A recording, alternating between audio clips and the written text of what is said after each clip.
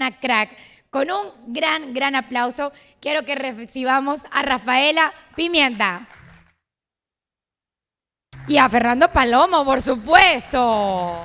Rafaela, por favor. Thank you so much. Thank you. Excuse the hold up, but Jorge Mas and Rafaela Pimenta were outside talking, I don't know about what. Aquí los dejo, un gran panel. Sigue, Gracias, Fer. thank you. Vamos a hablar en inglés. If you don't mind, we're going to have a conversation in English with one of the most influential persons in the world of football.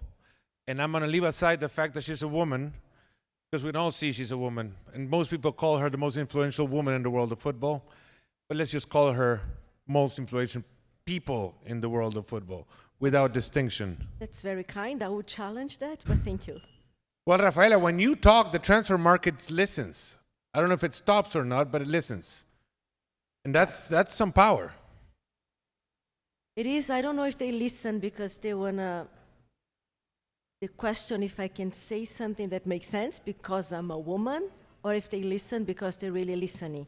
And that's an interesting point because sometimes in what we do, I think women are not perceived as capable as men.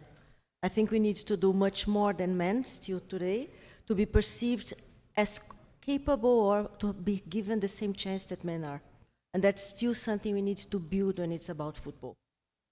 We're going to go through what it means to be a woman in the world of football, and especially sitting in the positions or the tables that you're sitting at. You're not negotiating for pennies. Actually, you're trying to get millions for your players. But before we get into that, let me just start how you consider yourself and what you would consider is it that you do. If I came to ask you, Rafaela, what do you do? First of all, I'm a lawyer, but that's not exactly what I do. I use my legal background to have to maybe be a step ahead of agents or football sports directors who do not have a football a legal background. But what I do is try to be of added value to a player. There's many ways to add value to a career, and it can be from using our network, facilitating a transfer, or making a transfer happen that would not have happened otherwise. But also, when you can be of added value, it can also guide the player through a road he's never been to. I've been doing this for 30 years, and I meet players that are younger than the time I've been doing that. They were babies. I was already doing what they are going to go through in a few years. And when we want to be of added value, this means that sometimes what a player needs is tax advice. But sometimes what a player needs is a very deep discussion about why should I move? Why should I stay? Or what's going on? Why do I not play? I'm not a trainer, I don't know when it's about what your trainer is thinking. But what I can know is that by reading some signs, I can understand what's going on. And I can understand maybe quicker than you. And I can understand maybe quicker than a family that has never been through that. You can be also of added value when it's about the personal life of the player. Let's say a player goes through so many changes and everybody around him will change as well. Where is he now? What are these people around me that are also changing with me? How should I behave? Should I give all my money to my friends? Should I give all my money to a charity? Should I keep my money? How do I do that? I'm not a money expert. What is my job? My job is to advise, and my job is to understand that I don't know everything. And I think when agents position themselves in a way that is, I don't know everything, what I need to do is find for you the best advice in what you need now. So if now you injured your knee, I need to have a network of doctors that will be able to fix your knee, and I need to be able to bring you to them. They need to pick up the phone to us when it's no matter what time and no matter how busy they are, to see the player. It doesn't matter if the player is Erling Haaland or 15 years old. And then you show them to the player and say, what is the doctor you like best? That should be your doctor. So I think what an agent needs to do is have a big network of people that he trusts, that do a good job, and as the time goes and the career develops, you tell the player, talk to these people. I can go with you, but you have to choose. You take the responsibility. You need to grow. I also used to say this as a joke. And many times I said to the players, You need to pay attention to what you're doing, because what if I die? And at the time I would say, what if one of us dies? Because it was Mino and me, that was my partner. Well, Mino died. And what if I die as well tomorrow? And you don't know what you're doing. You need to know what you're doing. What I see in the industry and that I don't like is that there is a tendency to put the player in a bubble in a way that there is codependency between the player and the agent or the agency. And that is not good. And I think this is a sort of manipulation. I think when you really care for the player, you want him to grow. You want him to be independent from you. You want him to be able to make decisions by himself. You meet a kid, but this kid becomes an adult. When you meet a kid, the kid really needs you. But when the kid becomes an adult, if you make him independent, he doesn't leave you. He actually stays. I have players that call me. They're not players anymore. They retired for 10 years. And I go, why are you calling me? No, I want to know what you think of it. I'm divorcing.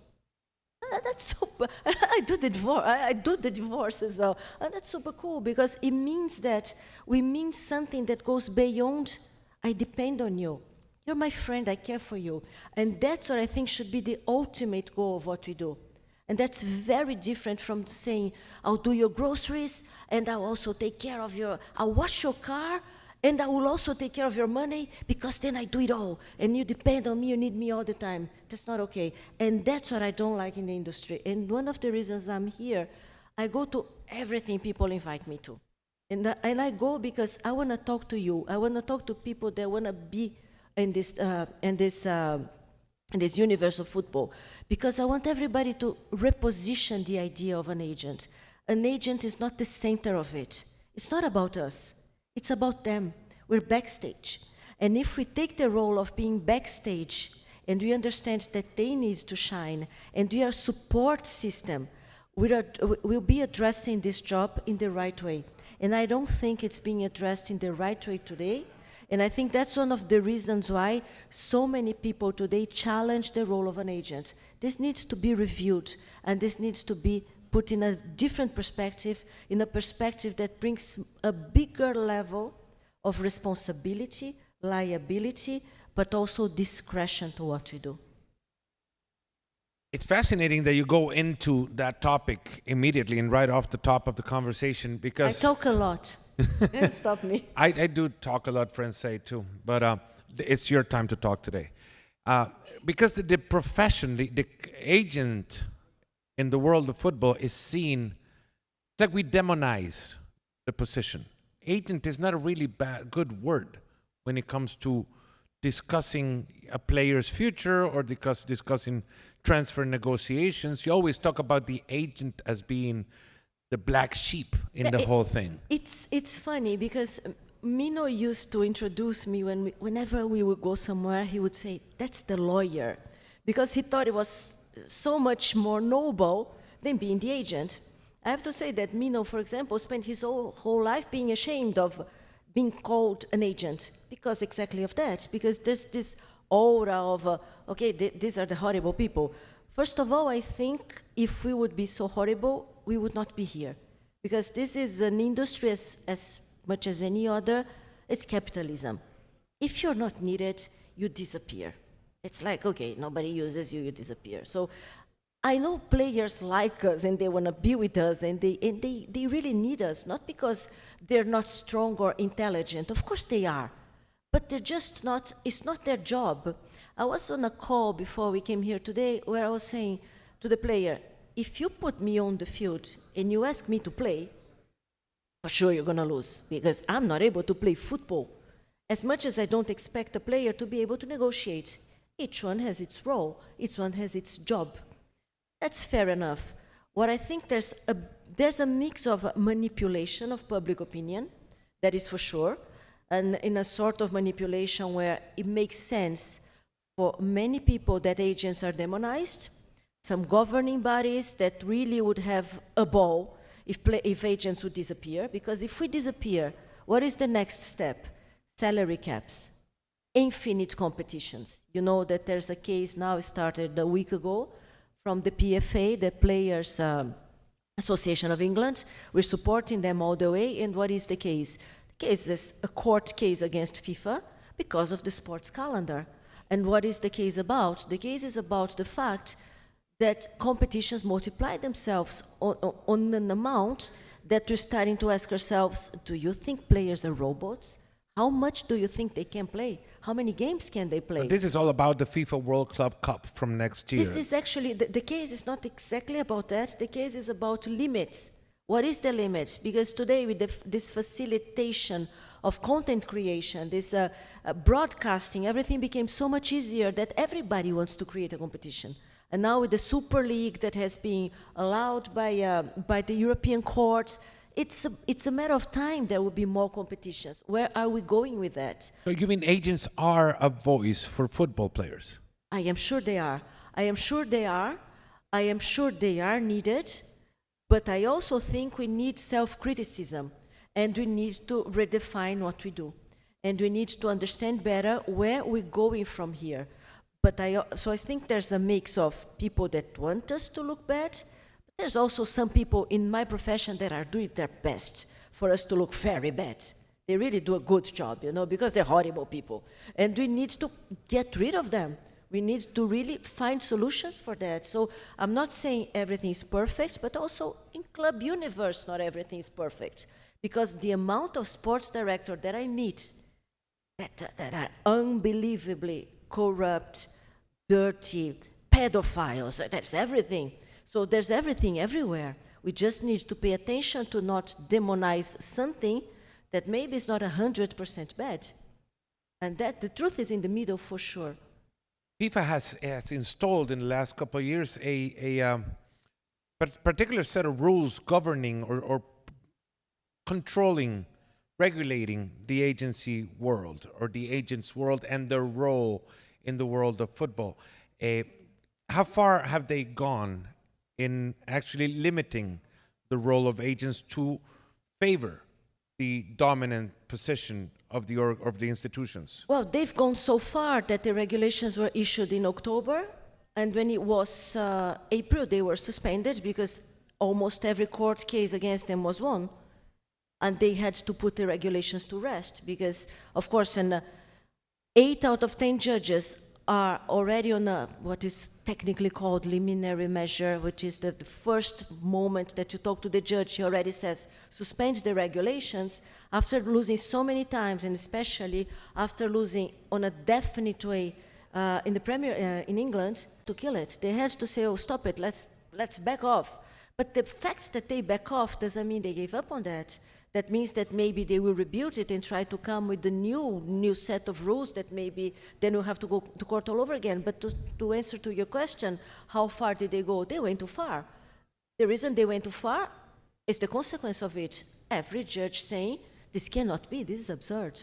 You can also understand that the role of agents in some transactions have ruined the possibility of maybe benefiting the player a lot more, probably ruining a club that is investing a lot more than they should because they need to pay the agent fee to complete the transfer.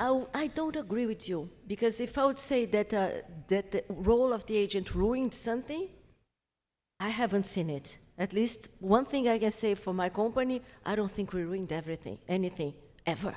As long as I know, nobody ever left my company because they felt ruined or they felt that we were doing a bad job. Can this have happened somewhere else? I don't know. I'm not everywhere, so I don't know. But what I think is, and I'll give you the classic example because this apparently is the Achilles heel of everybody, the Pogba deal. Pogba deal is a deal where... Which one? The big one, the record-breaking transfer. Back to Manchester United. Back to Manchester United. So from Juventus to Manchester United, record-breaking deal. The idea of breaking the record came from my mind. It was actually a way to make a joke to the agent of Eric Bale, and it ended up being really something super impactful. And at the time, my target was, what is the price of this deal? This deal is Bale plus one. Plus one what? Plus €1, because I want to break the record. And wanted to break the record by €1. So if they... Yes, I did. Yes. And you smile about it. Yes, and we did.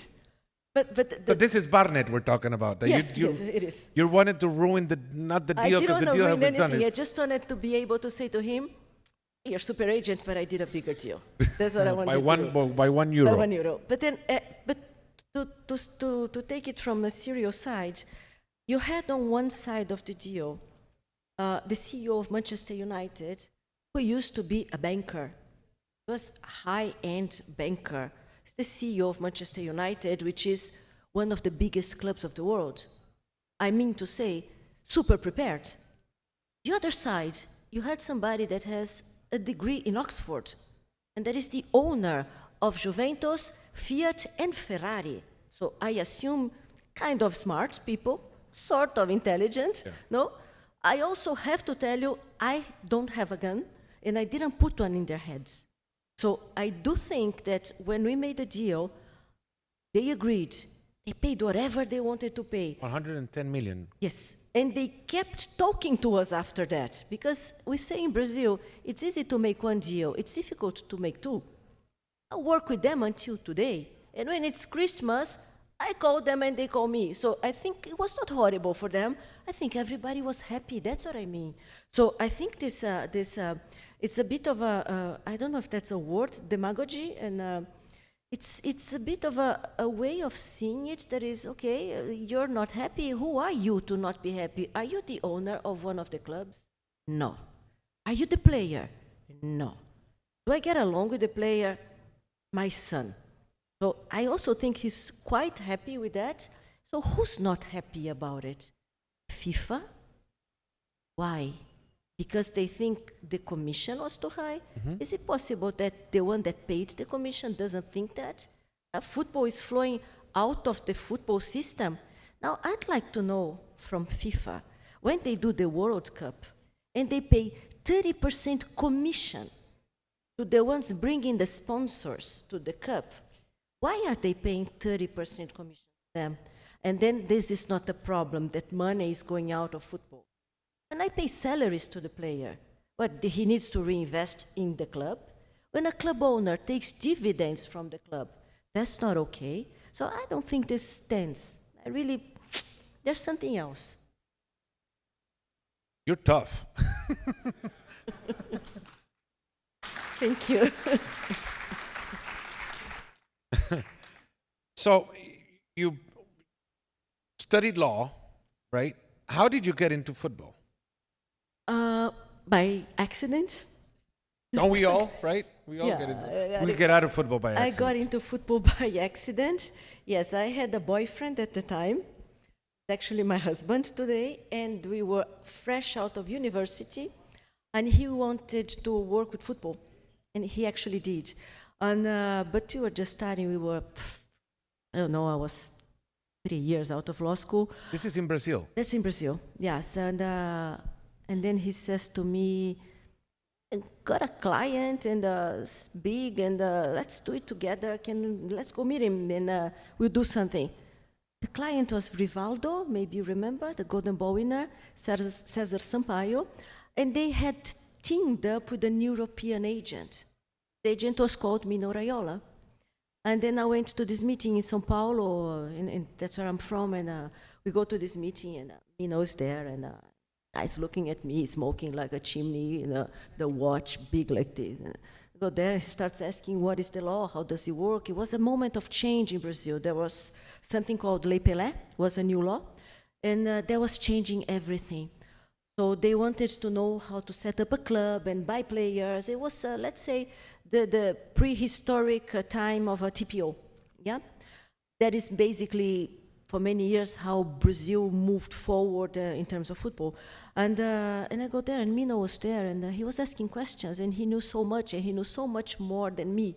He had never been to Brazil, never read the law in his life, and he knew so much. What time and what year are we talking It about? was, I don't know, that's 30 years ago. Still, I need to do the math. Yeah, me too, that's why. Someone, 96, probably, yes. Yeah. 96, because the law is from 96. Yes. That's when... And, 94. 94, probably. Yeah, can be. And Mino was there, and he was asking so many questions, and I was like, what's this guy saying? He knows more than me. So I said, listen, Mr. Raiola, you know so much, I go home now. So I went home, and there was times where there was no social media, not everybody had a mobile phone. It was not so obvious as today to find somebody. And I worked for the government, for the antitrust division of the Brazilian government, and I go home, I go to Brasilia, and I'm doing my work. 1 year later, Mino calls me. He says, "Oh, I found you. I took time to find you, and I want to work with you." I said, "But you know too much. You don't need me."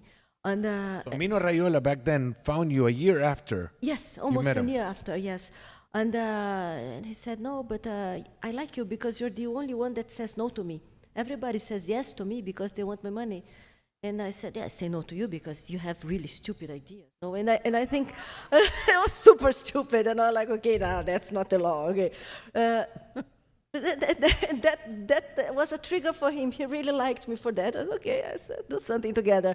So we started, and he sent me to Boca Junior in Argentina. He calls me one Sunday and says, "Can you go there and you finish this deal for me?" Because of course Argentina much closer to Brazil than Europe. I go, Mino, I never met a player in my life. What do I need to do? Which one was this? Which? Jorginho Paulista. He's a Libertadores champion, and he was in Vasco, and he was in Cruzeiro at the time. And we go to Boca Juniors. And, don't worry, everything is done. You just get there. You just need to finalize it. You read it. You're a lawyer. No, read it, and it's over and done. Super nice, Mino. Can imagine, no? I get there. There's a guy waiting for us in the airport. And that was the agent of the deal. That I cannot tell you the name. I can only say that. We go to the club. There was no deal. There was no contract. They take, I shouldn't say this. If the people from my office would be here, that's when they shut me up. They're not here, so No, go the ahead. guy takes a wallet. I know, I'm not kidding. He takes a wallet. It's like this. "Yeah, that's the deal." I look at it. I say, "But that's not the number." No, they told me. "No, because we don't pay like this in Argentina. What we do is, I give you this bunch of checks in a wallet, take like this. These are the checks. And every month, or every week, whatever there was, the player goes and discounts it in the bank." I look at the check, and for example, Maria Dolores, 200 euros. I don't know who, another 200. I said, "Are you kidding me? You want to give me a bunch of checks to get the sign-on fee from people that we don't know, and you really think we're going to go to the bank and collect this money?" And that's the salary of the player. That was the sign-on fee. And I say, "How do I declare this in his taxes?" And it was like, "Oh, what tax?" You know, so it's like, yeah, you kept it. What club was this? I forgot. So it's like, what? Kind of mentioned it at the beginning, but we'll forget about it. What is it, you know? Like, but this was, football has changed a lot. Let's put it like this. So But it hasn't changed in a way that back in mid-90s, there comes a lawyer from Brazil to finish a deal in Argentina. finish is a big word, you Yeah. know? Yeah. So start the deal. See what kind of a deal that is in Argentina. But out of the airport comes a woman. Yes. And I have to say this, and I say this in a positive way, but just to understand the scenario, with this is also somebody that is with me until today, because he's still with my company 30 years later, but this is a player that is a person of color. And that's me and him. And they were like, okay, what's going on? But We were expecting a player and an agent. They weren't expecting that player and that agent. I don't know what they were expecting, but they also came with checks, so I don't care what they were expecting. Because, you know, the hell, yeah. So there's so many stories, but what I've seen is a football that went from something that was very amateur in terms of how deals got done to something that today you can even say today there is an industry. That's sometimes when people say the industry of football, it sounds to me so impersonal. But it is. It became a business. It became what we were seeing here now. It's a business. It's something that is bigger than ourselves.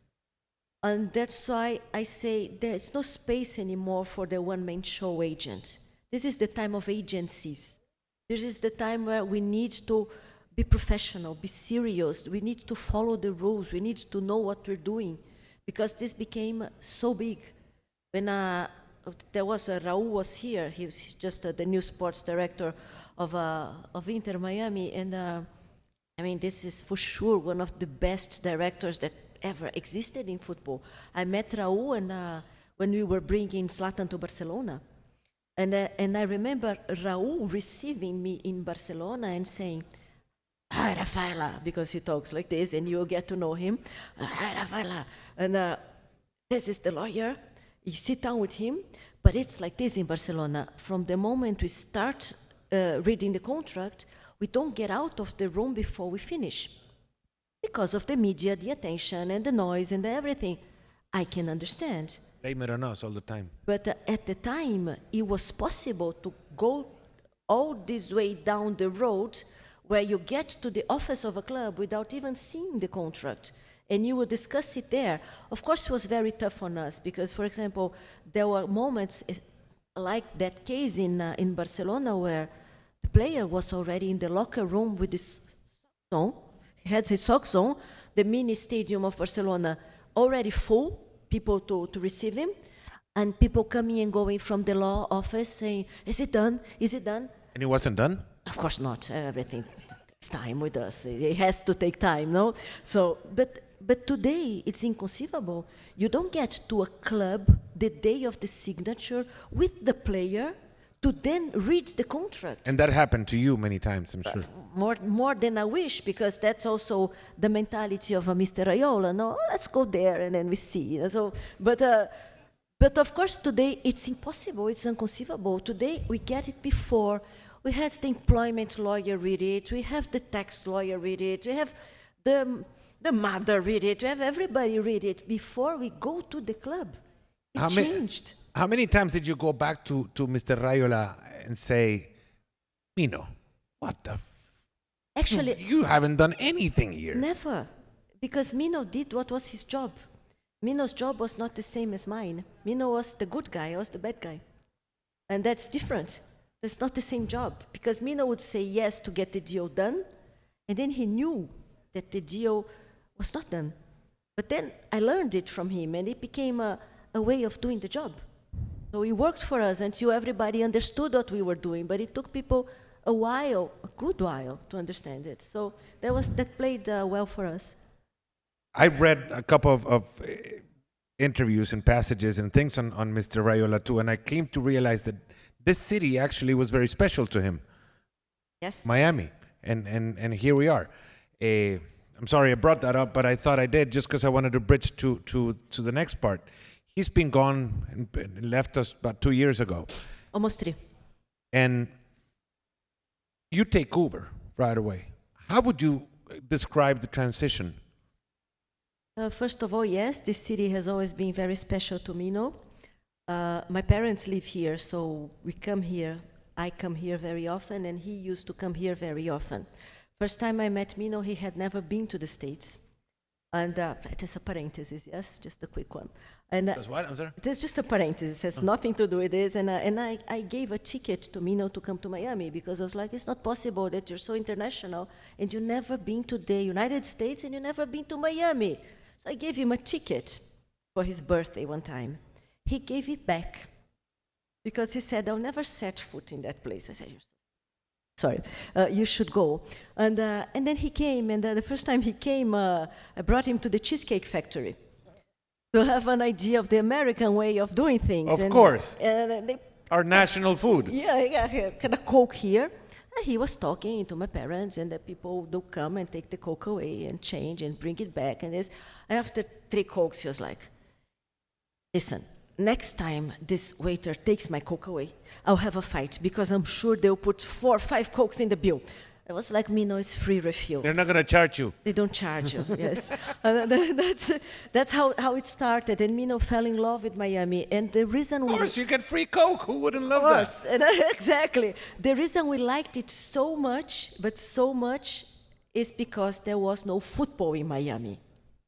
That is the only place we can go to, and nobody talks football when it's holidays. So we would come, and now it's been ruined for me because now there's so much football in Miami that you come here to work. But I say this as a joke because I love the city and I love what's happening here. It's really amazing, and we're too flabbergasted, so that's amazing. But having said that, The I don't know the transition. question. Yes.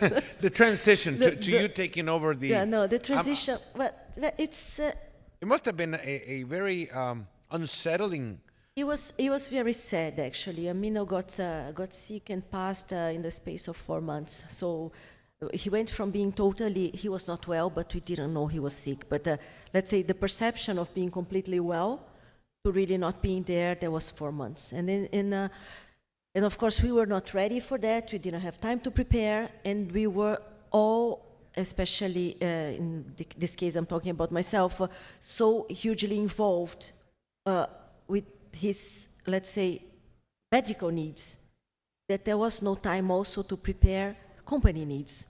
Because I think when you're older, when you're already sick and you're going through a disease, little by little you get your medical team, you learn the process, you understand what's going on. When it's all very sudden, it's all very sudden. We live in Monaco. In Monaco, there is nothing. There is the beach, there is the Formula One, but you don't go to the hospital in Monaco, unless it's an emergency. So you don't have doctors to go to. You need to understand, where do I go to, which country? And then you go to Italy, but you have a blood test that is done in France, and it's in French, and the Italians don't speak French. And then you find a doctor in the US, and he doesn't speak Italian. So everything becomes an ordeal, and all this was very consuming. So there was no time to prepare what maybe would have been the wise thing to do while Mino was still alive. But that was not the point. The point when Mino was sick was Mino being sick. And then after Mino passed, that was the moment to look at the company and see where do we go from here. But of course, Mino being Mino, he had to die 2 days before transfer window. And that was also not time to think, because then you just go with the flow. You have players, and there was a year where everybody in the company was either terminating contracts almost at the end, or for renewal. So I had Paul that was finishing his contract, the Licht that needed to move, and so on and so on. So there was no time to think. And this was a very long transfer window, because it was a very special one. Qatar Cup would be in December. It was different, so the transfer window was 3 months. There was no time to think of anything. So if you ask me what was the transition was crazy window, 30 transfers, one after the other, and then it was finished, and then it was like, okay, where are we now? But then it had passed already. The transition was gone. It was 3 months later. And that's the window you signed Erling Haaland from Dortmund to Manchester City. Yes, it is. How could you describe the process? I mean, I want to know everything, but I don't know how much you can talk about it. I think the process was pretty much guided by Haaland himself, in which sense I always think the player should drive. He's the driver of his own life. So everything we did was make sure that he had access to all possibilities, was well informed about all possibilities, that he could talk to every club that made sense in this story for him, that everything was aligned already with Dortmund for him to make a smooth exit, and that's it, and that he could arrive where he wanted to be. That's where he wanted to go. That's where he wanted to go. How many other clubs we're talking? I think there's no club that would say no to signing Haaland. Quite a few. There's been a lot of talk about that clause. Yes. Can I ask you about that clause? You can ask, doesn't mean You can I always answer. say no, right? Is there a clause in his contract? I cannot that- answer this. There you go. And it's a funny question. But at least I because- feel safe that I asked the question. I feel better that I... And it's funny because when we don't answer, people assume something. Not answering apparently is also an answer, but it's not an answer. Not saying something means that I'm a lawyer, that I respect the privacy of my clients, and that's how it should be. Although I understand how interesting it is to talk about it, it's super fun, it's a good subject of conversation, but we should not talk about it because that's not my role. It doesn't belong to me. You should ask Haaland. When you talked about that, you said Haaland made the decision. He goes where he wants to go. How much of an input do you have in creating the roadmap for a football player? In particular, a player like him, and in relevant cases too, or similar cases. What I always say is we need to have a roadmap. We need to have one. We need to know where we want to get. Doesn't mean we get there. Maybe we don't. But for sure we don't if there's no plan. Have a plan, so at least we try, no? To get somewhere. And if we need a detour or something changes, we can always change. This is a big part of the conversation. I think when today, because there's this huge negative aura about agents, there's maybe a tendency to say, let's steer away from agents and go towards lawyers. I'm a lawyer. I can say that's not what a player needs. A player needs a lawyer, but not for career planning. Career planning is something that an agent needs to do. An agent needs to know what he's doing, be prepared, and know how to advise in terms of career choices. And I think this is a super important conversation with the player. We should always have this conversation. I have this conversation all the time with the players. Where do we go from here? How is it going? How is the plan going? Because I think that gives calm, that brings down the level of anxiety. I prefer that we talk to the player a lot, many, many times about the same subject, that is his career plan, than if the grandmother of the player reads in Twitter, in a page of somebody that has 2 followers, that the club that wants you, and then puts something in his head. That's not a professional conversation, and we should be able to have this conversation on a deep, well-informed level. Rafaela, you mentioned at the beginning that you don't know everything about everything. Not at all, far. Right? Far from that. But your agency has people that know everything about something. How many somethings are there in your agency that you use those to take care of your players? I don't think they know everything about something. They know as much as they can about something. They need to study all the time. A lot. As much as I do, I think we're very well prepared. I encourage everybody to be prepared in my company. If I have somebody that speaks 4 languages, please go learn a 5th. Why you speak only 4? You know, the mindset is challenge, continue, yeah? Everybody needs to grow. The idea in the agency that everybody has also space to grow. I like the idea that people feel that they can start in a position and they can grow and they can develop. What areas of expertise do you have that you can offer to a player? I say you can compare us to what you have here, to CVS, to a CVS Pharmacy. shop. A pharmacy. You go there, you can take an aspirin, a shampoo, or you can take a chocolate. cookie. Yes, it's the same. I think we offer everything we can in-house. We have, of course, career plan. We have people that are only about on the pitch conversations, technical people. We have people for social media. We have people for media. We have people for sponsors. We have people for legal support. We have people for what we call in Europe conciergerie, that is everything that is personal needs of the player. And we have people for charity, that people that are interested in giving back to the community. And these are let's say, the satellites of what we do. The heart of what we do is career plan. These are the satellites. And the player will pick and choose what he wants from us. You want financial advice, you need a trainer because maybe you're not running as fast as you could. This is not in-house, this is external advice, and we'll help you find the right people. In your day, like, when is the first message that you get from a footballer in your phone? It depends so much. Every day, I think every blimp in my phone is a bit of a small heart attack. And you go like, okay, what is it? And then it can go from, I have one that was very interesting at 2 a.m. My house got robbed. And the phone was ringing, my house got robbed. Did you call the police? No, I called you. Okay, like, should we call the police? Yes, that's a good idea. So that it goes, I have everything. From I got injured to I want to marry and let's buy flowers for the proposal, to my trainer told me I don't play and I want to move today. And it's 3 of October and the season is starting. So there's a bit of everything. It's super fun. What is the most common question you get from a footballer? Where am I going to go next year? What's my next club? Do I have a club already? This is for sure the most common question. It's been a real treat getting to chat with you.